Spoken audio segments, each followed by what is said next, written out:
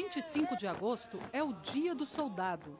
A data lembra o aniversário de um dos maiores personagens da história militar brasileira, o Duque de Caxias. Luiz Alves de Lima e Silva nasceu no Rio de Janeiro, no começo do século XIX. Herdeiro de uma família com grande tradição, era filho do marechal de campo Francisco de Lima e Silva, uma das figuras mais influentes do Império. Já aos 5 anos de idade, Luiz foi feito cadete.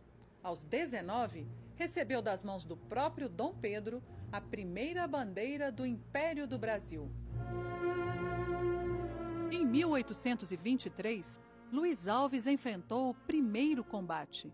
Seu regimento foi à Bahia, com a missão de expulsar as tropas portuguesas.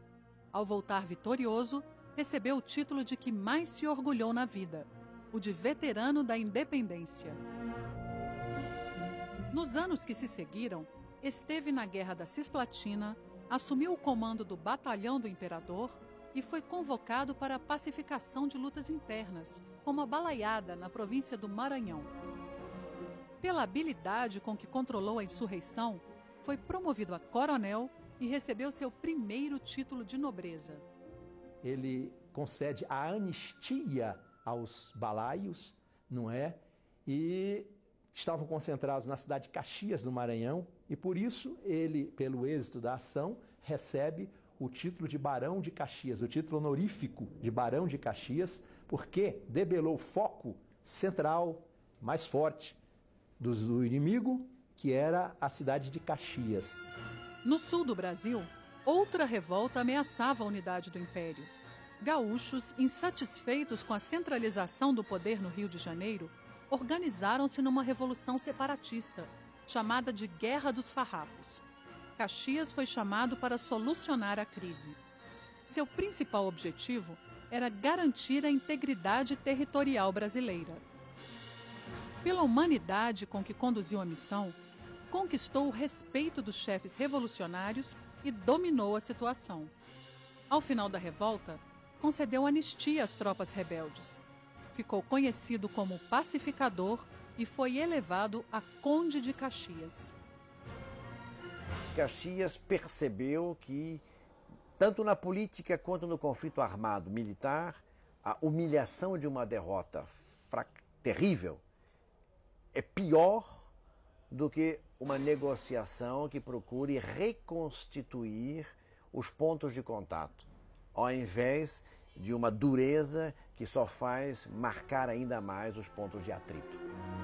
A carreira militar de Caxias seguia brilhante, ao mesmo tempo em que ele começava a enveredar pelos caminhos da política. Indicado a senador do Império, teve a oportunidade de exercer o mandato junto com seu pai. Mas em pouco tempo, ele trocou as discussões políticas pelas estratégias militares. A iminência de uma nova guerra nas fronteiras ao sul do Brasil o levou de volta ao campo de batalha, dessa vez contra o ditador argentino Juan Manuel Rosas e seu aliado uruguaio, Manuel Oribe. Ao final da campanha, recebeu o título de Marquês de Caxias, atingiu o posto de Marechal do Exército e passou a ocupar posições importantes, como ministro da Guerra e presidente do Conselho de Ministros. O Império do Brasil firmava-se como a nação mais influente e bem organizada da América do Sul. Mas essa posição desagradava países como o Paraguai. Sob a alegação de que seus vizinhos ameaçavam a soberania do país, o marechal paraguaio Solano Lopes preparou sua nação para o combate.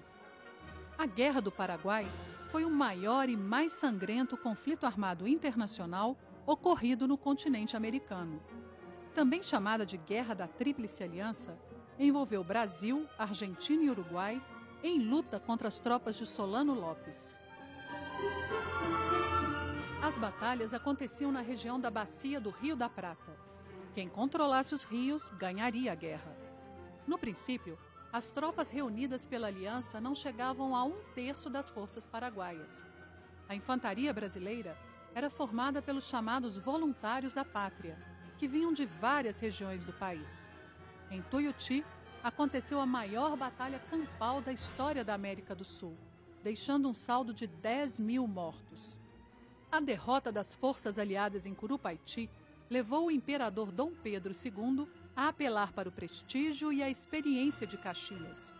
Ao assumir o comando como chefe das forças brasileiras, ele dedicou-se a assistir os feridos, fortalecer a disciplina e reorganizar os batalhões.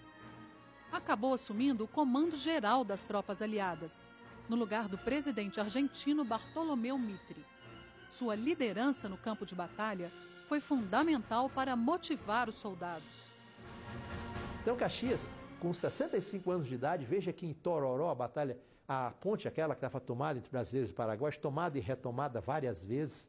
Aí chegou uma hora que ele viu que só o exemplo pessoal de coragem e bravura é que faria com que aquela ponte fosse retomada.